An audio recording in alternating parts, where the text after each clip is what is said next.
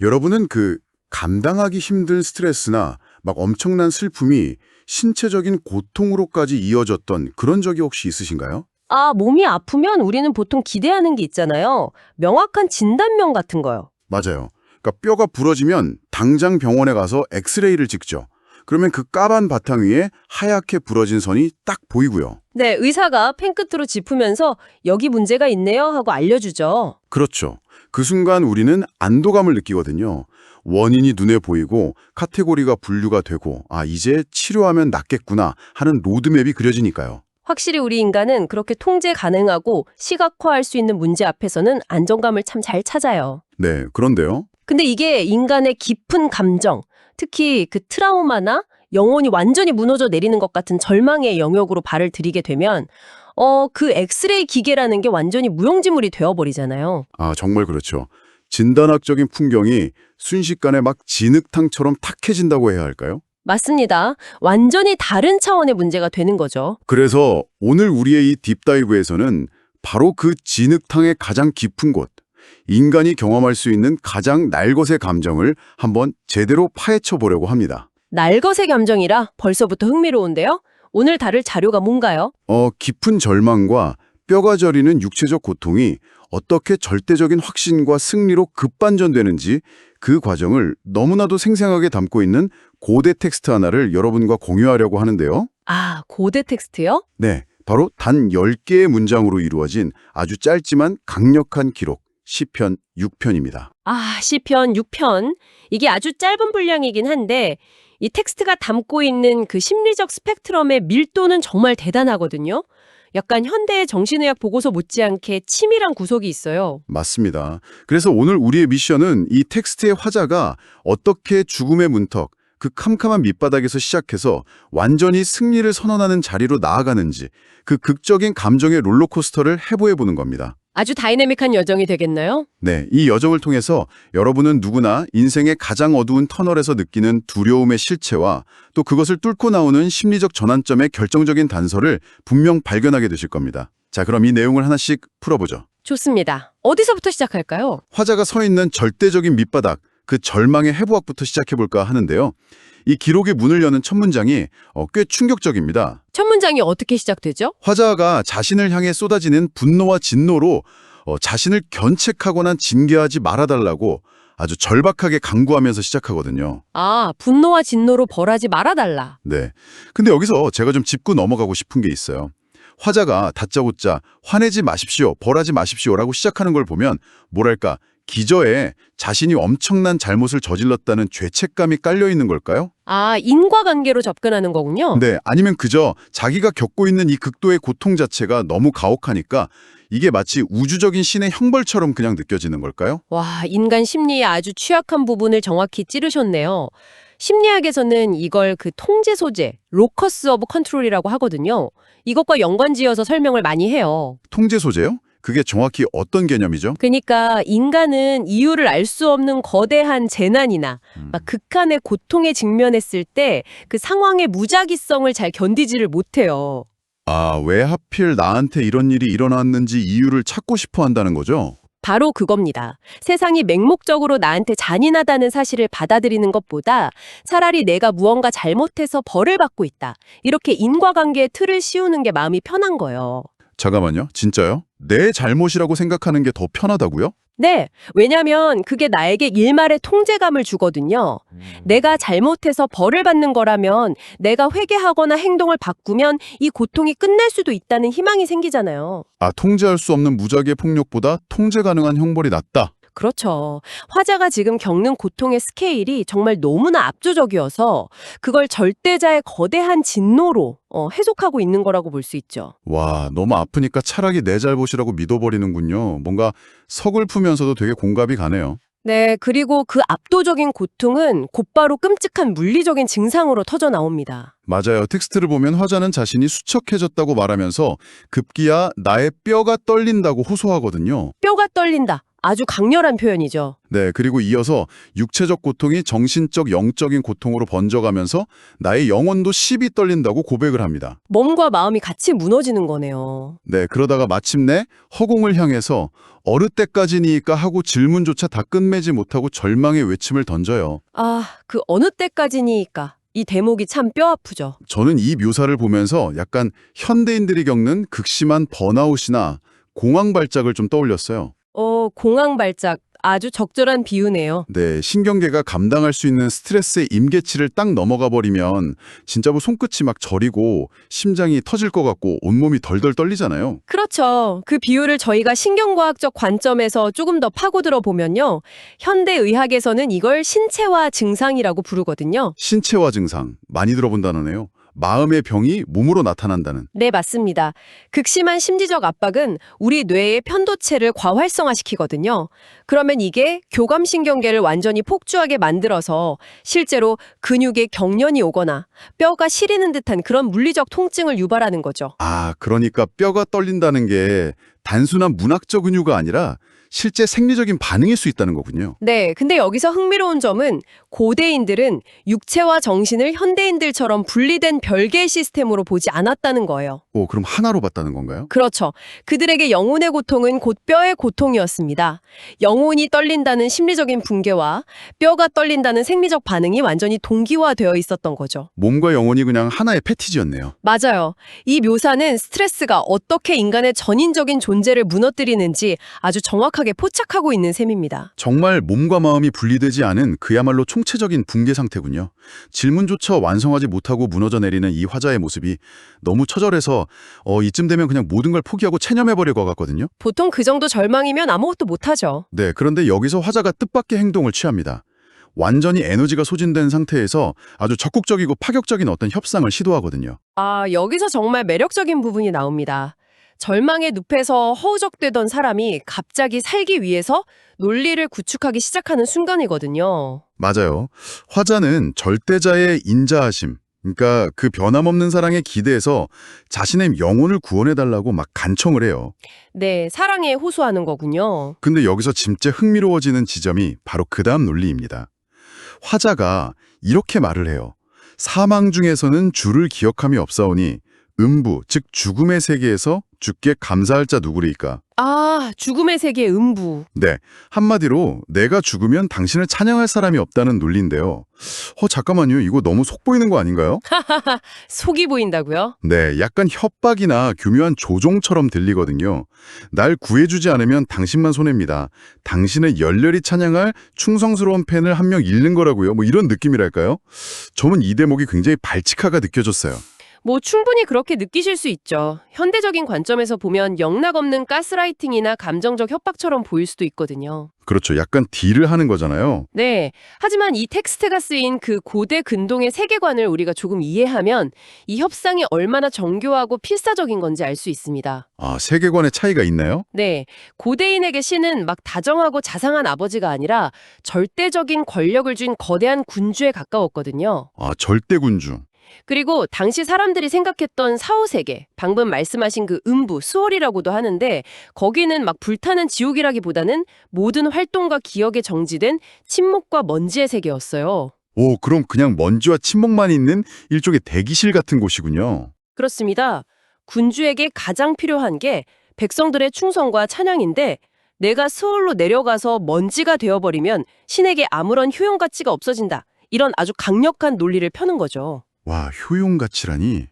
절망의 한가운데서도 그 상대방이 진짜 원하는 게 뭔지를 정확히 파악해서 협상 카드로 쓰는 거네요. 맞아요. 자신의 생존을 우주적인 질서나 신의 이해관계와 딱 연결짓는 아주 놀라운 탄원 봉식이죠. 그러니까 이게 무슨 교회에서 조용히 선 모으고 하는 얌전하고 정제된 기도문이 아니라 진흙탕 속에서 막 멱살을 잡고서라도 어떻게든 살아남겠다는 맹렬한 생존 본능인 거네요. 정확합니다. 아주 필사적이죠. 생존을 위해서 신의 이해관계까지 끌어들이는 치열함이라니. 진짜 소름이 돋네요. 그리고 그 절박함은 감정의 시각화로 이어집니다. 시각화요? 네, 텍스트가 화자의 상태를 이렇게 묘사를 해요. 내가 탄식함으로 곤피하여 밤마다 눈물로 내 침상을 띄우며 내 요를 적시나이다. 밤마다 눈물로 침상을 띄운다. 네, 눈물로 침대를 둥둥 띄운다니 이 과장법은 단순히 나 너무 슬퍼요 라는 말을 훌쩍 넘어선 뭔가 압도적인 게 느껴지거든요. 네, 이 거대한 과장법의 이면을 저희가 좀 들여다볼 필요가 있어요. 눈물로 침상을 띄운다는 건 실제로 흘린 물리적인 눈물의 양을 과장했다기보다는 심리적인 그 익사 상태를 기가 막히게 시각화한 거거든요. 아, 익사 상태요. 숨을 못 쉬고 물에 빠진 것 같은. 네, 그 외상후 스트레스나 깊은 우울증을 겪는 환자분들이 종종 자신의 감정을 홍수나 해일 같은 것에 비유를 하세요. 아, 덮쳐온다고 하잖아요. 네, 신경계가 슬픔에 완전히 압도되어서 숨을 쉴 수도 없고 발이 바닥에 닿지 않는 그 깊은 물속으로 하염없이 가라앉는 듯한 감각인 거죠. 너무 무서울 것 같아요. 고대의 텍스트는 이 복잡한 심미적 질식을 물에 둥둥 떠다니는 침상이라는 아주 강렬한 이미지로 단번에 우리에게 전달하고 있는 겁니다.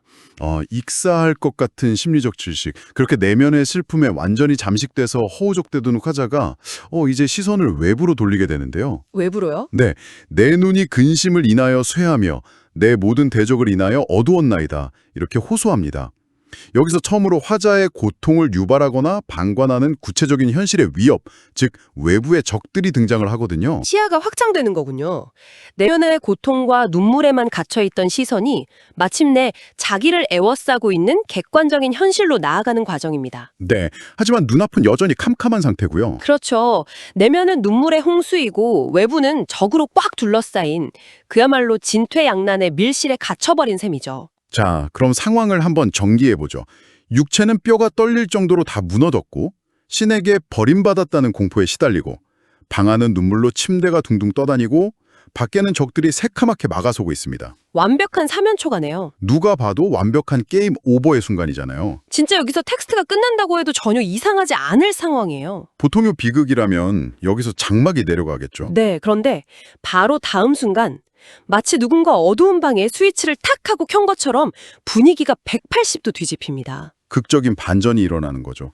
와, 텍스트 전체에서 가장 소름 돋는 완전히 궤도를 이탈해버리는 순간이죠. 네, 방금 전까지 눈물로 침대를 적시며 앓던 화자가 갑자기 자기를 애워싼 행악하는 자들을 향해서 아주 당당하게 소리칩니다. 다 나를 떠나라. 오, 호령을 하네요. 네, 이 사자후 같은 명령의 이유는 단 하나예요.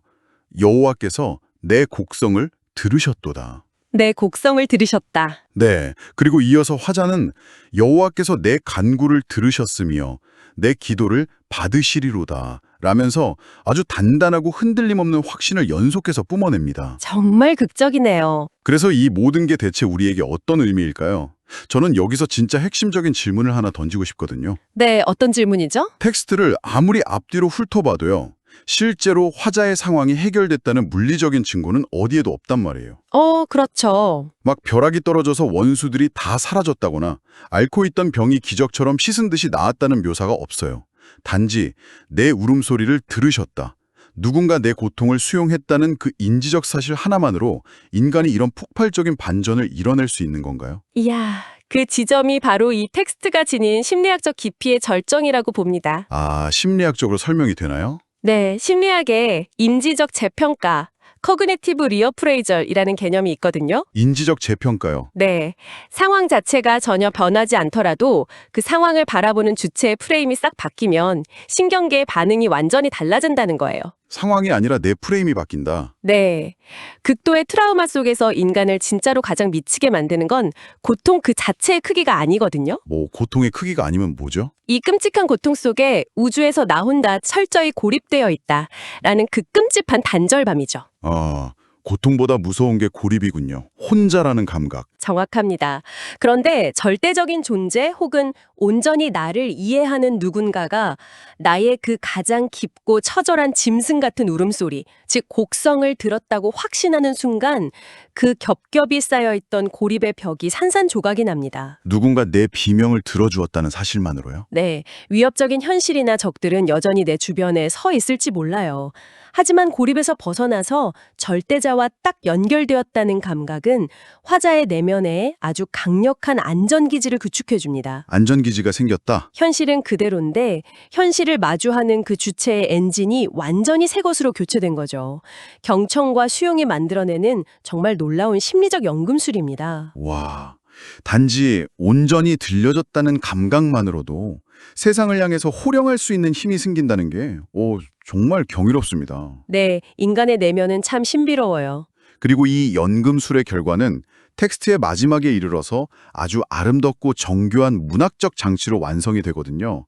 화자가 이렇게 선언을 합니다. 내 모든 원수가 네. 부끄러움을 당하고 심히 떨미어 호련히 부끄러워 물러가리로다. 아, 이것을 좀 큰 그림에서 조망해 보자면요. 우리는 고대 문학의 정수인 수미상관 구조를 여기서 딱 발견하게 됩니다. 앞뒤가 딱 맞아떨어지는 그 구조요. 네, 이 탐구의 첫 부분에서 화자의 상태가 어땠는지 혹시 기억하시나요? 극심한 고통 속에서 화자 자신의 뼈가 막 떨리고 있었잖아요. 잠깐만요. 진짜네요? 그런데 지금 이 결론부에서는 화자를 괴롭히던 그 원수들이 심히 떨고 있군요. 바로 그겁니다. 떨림과 두려움의 주체가 완전히 전이된 거예요. 화자를 짓누르던 그 끔찍한 공포가 이제는 적들의 몫이 딱 되어버린 거죠. 와, 소름이네요. 철저한 피의자이자 패배자였던 화자가 내면의 확신 딱 하나만으로 두려움의 서사를 통제하는 절대적 승리자로 위치를 확 이동한 겁니다. 놀랍습니다.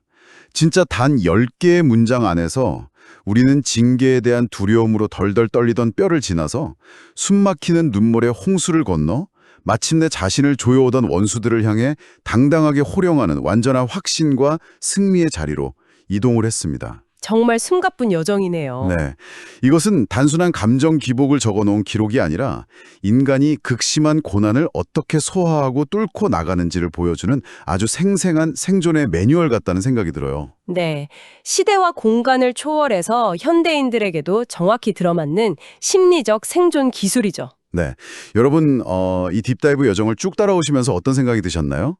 여러분의 삶에서 겪었던 그 가장 어둡고 추웠던 위기의 순간들을 한번 조용히 떠올려 보십시오. 누구나 그런 터널을 지나는 때가 있죠. 네. 당장 눈앞에 얽히고 설킨 문제들이 막 물리적으로 짠나고 해결되지 않았더라도 누군가 내 깊은 고통과 곡성을 아무런 판단 없이 그저 진심으로 들어주었다는 확신, 그 연결감 하나만으로 갑자기 눈앞을 가리던 안개가 싹 걷히고 호흡이 편안해지면서 시야가 완전히 바뀌었던 경험, 다들 한 번쯤은 있지 않으신가요? 결국 인간을 구원하는 것은 완벽한 해결책이 아니라 완벽한 연결감일지도 모릅니다. 완벽한 해결책이 아니라 완벽한 연결감, 너무 좋은 말이네요. 네, 고렙에서 벗어나는 순간 우리는 다시 일어설 힘을 얻으니까요. 자, 이제 오늘 우리의 딥다이브를 서서히 마무리하면서 여러분이 일상으로 돌아가서서 혼자만의 시간에 조용히 곱씹어 볼 만한 약간 도발적인 생각거리를 하나 던져드리고 싶습니다. 오, 도발적인 생각거리요? 네.